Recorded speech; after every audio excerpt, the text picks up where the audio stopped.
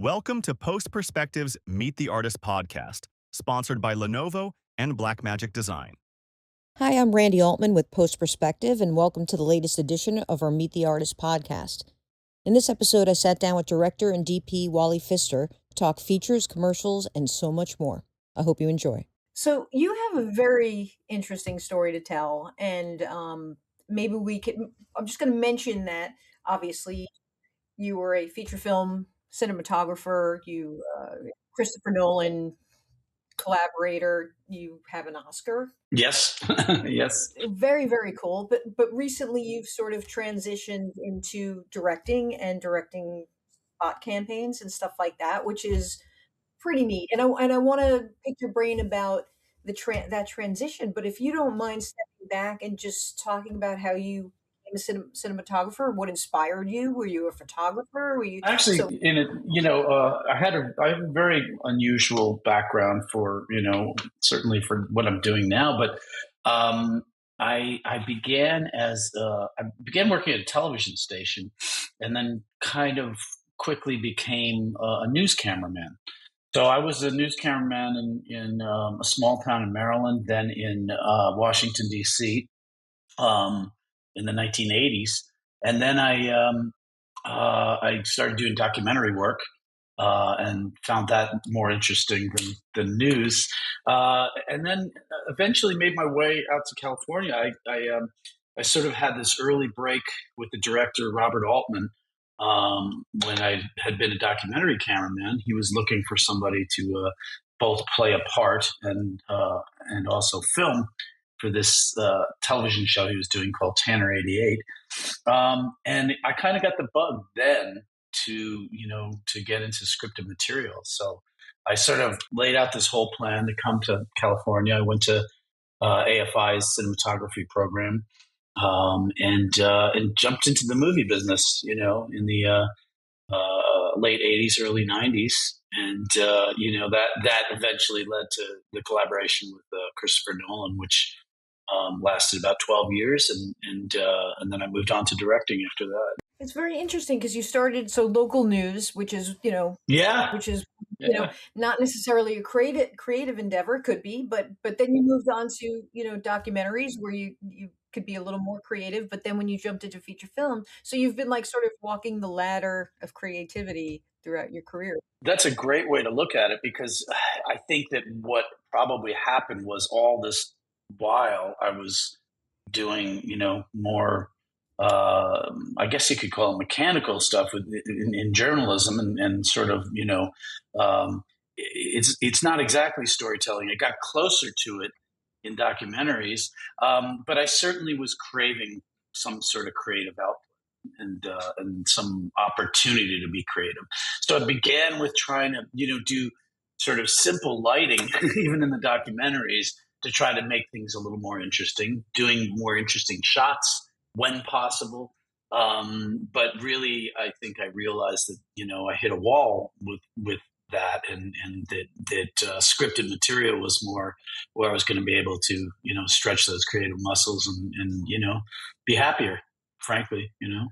Well, hooking up with Christopher Nolan, that certainly is creative. I mean, you really jumped into it. Yeah, absolutely, and both of us were pretty early in our careers when we connected. So in our feature film careers, anyway. So it's it was a great time to be kind of figuring it all out together. So how many different films did you make with Nolan?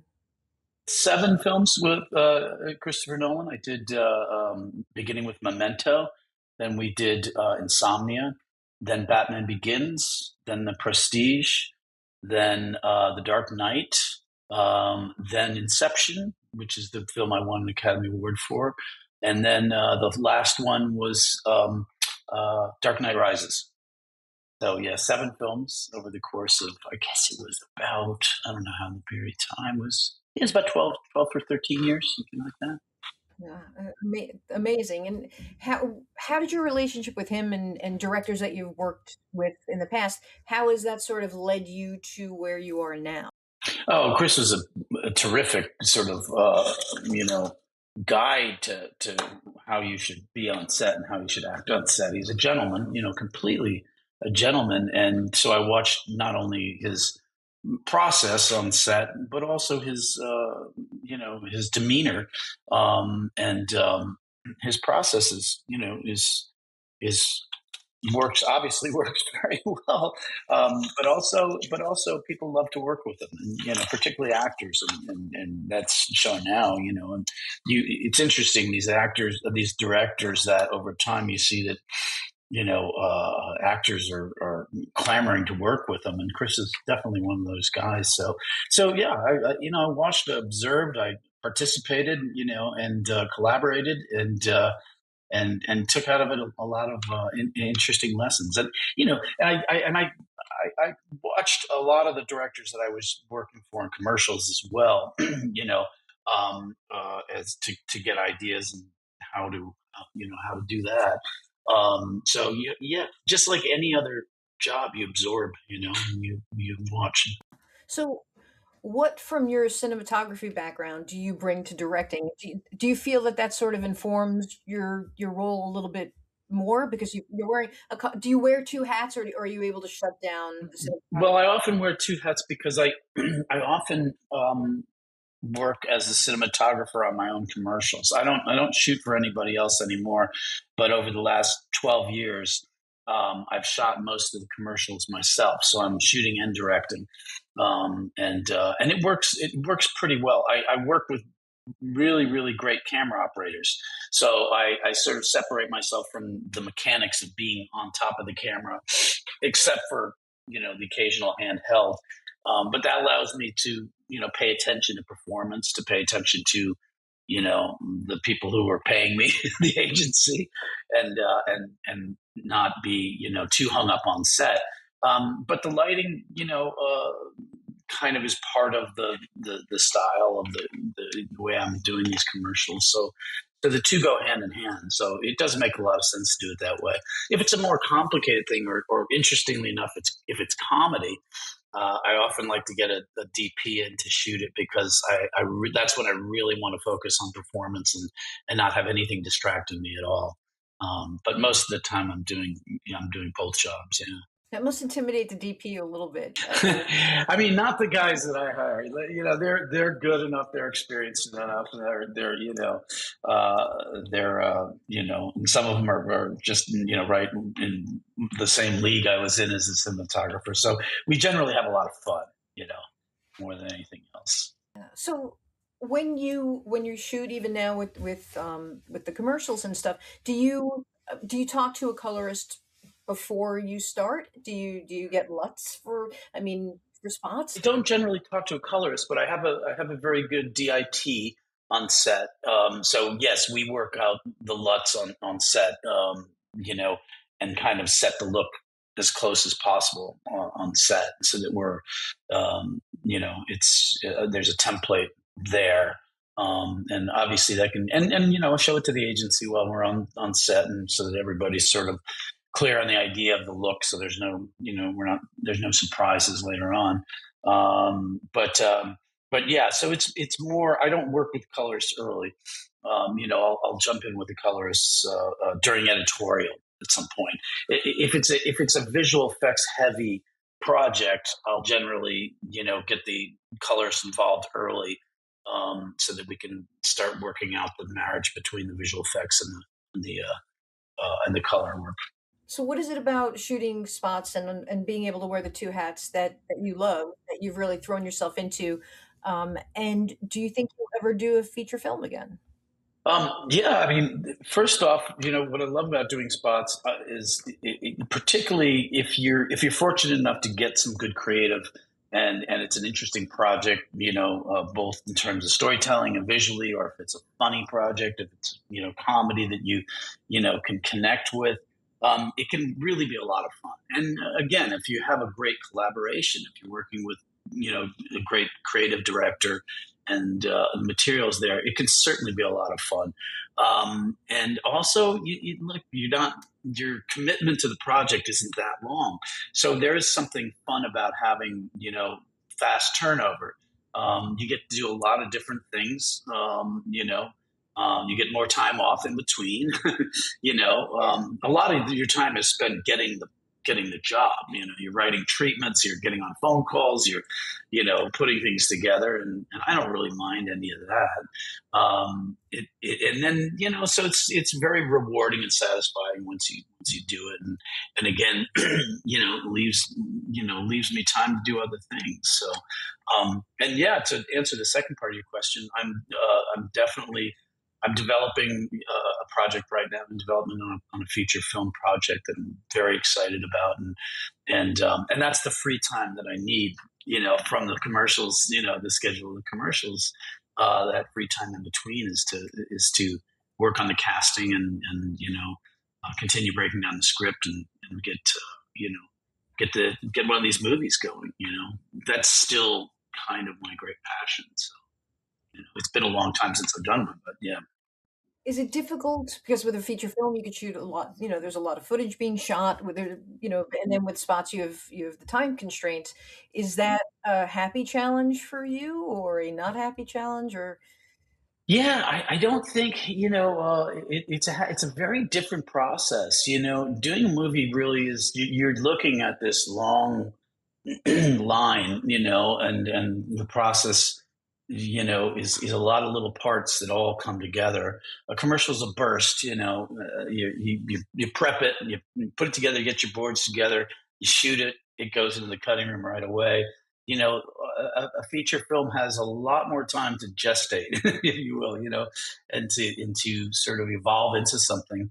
And the fun thing about a feature film, the saying is that it has multiple lives. It lives as a script. It lives one life as a script, and then it lives another life. When you're filming it, and then it becomes something else when you go into the cutting room. So it's a long process. It's rewarding if the film comes out well, and if it's successful, or if at least it's successful in terms of you accomplishing what you set out to accomplish. But yeah, I think in general, making a movie is sort of the most satisfying for sure.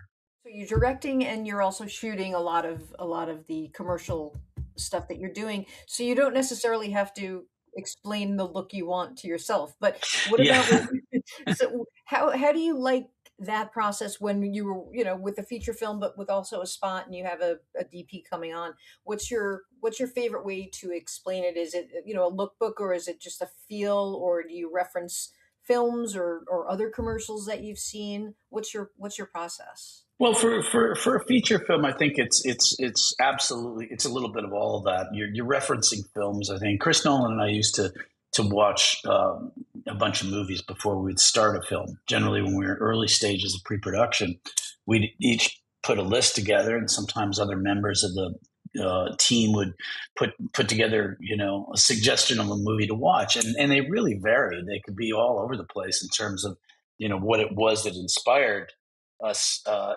share that film or to watch it. And then we'd all watch it together and then have conversations. And that was really, really fun part of the creative process. Again, you don't have that luxury for commercial. You're really just sort of, jumping into it. And in a commercial, I mean, the first part of your question, to answer that, not having to communicate with the DP is a huge time saver. And I don't mean that in the wrong way. I just mean, look, I can make those decisions, and really, it's just from a creative standpoint, it's just me and the creative director, and the actors if there's performance, but it also creates another ally out of other department heads. My production designer is, far more important to me, and he is, a collaborator in terms of, the look that I'm trying to achieve as a cinematographer. And I work with the same people. I've been working with this production designer, Chris Gorak, for years now, and he's just fantastic.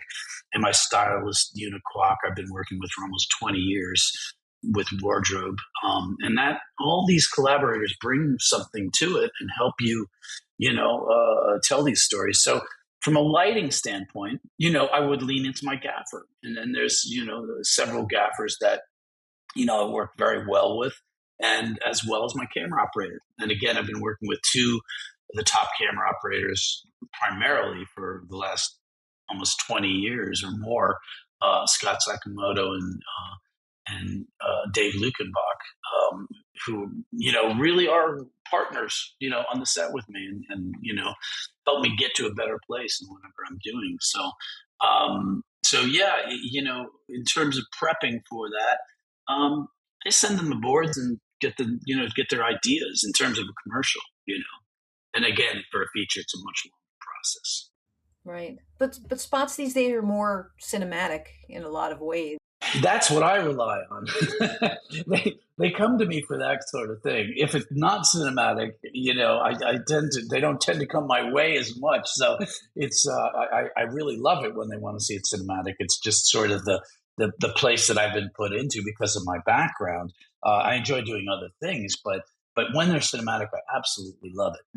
It's definitely my wheelhouse, but funny enough, or not surprising, I guess, really is that the documentary style appeals to me as well, and that goes back to my roots. So anything that you do well, anything that you have, a language, that you've helped create for yourself, that's a good thing to lean into, and it's a comfort zone. It feels good, it feels simple, and if you can simplify the filmmaking process, that part of it, then I think it clears your head to expand on that and do something a little more creative than you might, otherwise. Now, in terms of creative, do your spots often feature visual effects? Because working with Chris Nolan, obviously the films were effects heavy. So how do you like working with that? I mean, I do. I like it a lot, and again, speaking of collaborators, I've been working with the same team for a long time in visual effects, and my go-to visual effects folks. Which is the company is now called ARC. The principal there used to work at the Mill in New York, and it's called ARC Creative now. And Gavin Welsman is the creative director that I work with on visual effects, and it's a great relationship. He understands exactly how I like to communicate. He understands where I'm headed with things.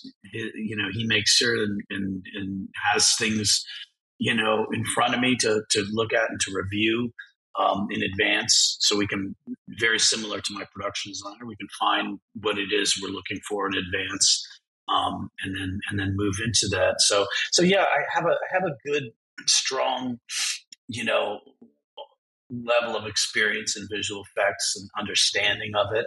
It's evolving, it's changing. AI is starting to get to become a part of visual effects, and for better or for worse, and so we're all sort of trying to keep up with it now, but visual effects are something that and in general, I like visual effects that feel natural, things that aren't too surreal and out of the way. It's just something that are not able to do. Yeah, AI is changing everything, but also the industry has changed a lot too in terms of the you know um, creators. They're creating. It's not just the content creators, the content economy, creative economy. It's changed, but also with vertical filmmaking. I don't know if you've taken a look at that at all. The micro dramas that they're doing, and they're shooting just vertically. That must be incredibly challenging, to only to only be able to work with a very thin palette. Yeah, I haven't really watched the verticals. I've been hearing about them, and certainly, if you're talking strictly about the aspect ratio, the 9:16 aspect ratio, we have to do that all the time in commercials. And even project I'm currently working on, we're looking at the extractions, or shooting sometimes, specifically for the 9:16 aspect ratio, which. Look, I come from a widescreen background, so it's not my favorite aspect ratio. In terms of the storytelling, I kind of think it's fantastic that Yeah. any filmmaker can go out there and create if that's what the definition is of a vertical, is really a short story, short film.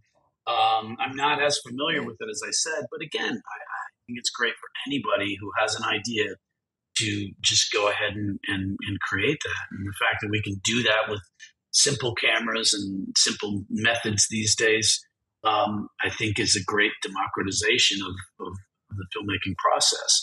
So, as much as I like my old school, tools, I like film, I like, practical effects when possible. I like human involvement in ideas rather than artificial. Um, I think that there's opportunities that probably didn't exist, 20 years ago for filmmakers now.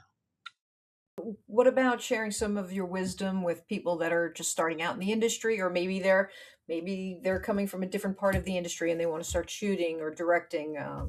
What can you share with them? What I'm always telling people in that situation are just work more on ideas than anything else. That's what we're sorely lacking, our original ideas. And as AI starts to, kind of, infiltrate more and more, there are no original ideas in AI. AI is 100% derivative. AI is basically, collecting, other people's ideas, other people's stories, other people's creativity, and so it's really designed for commerce. AI, it's not designed to bolster creativity, no matter what anybody will tell you. So I think that that's what a filmmaker today needs to focus on. I think they need to come up with original ideas. The best place to come up with those is your own life experience. What happened to you when you were a kid? What is a one time experience that happened to you at some point in your life? What's happened to you in your various relationships?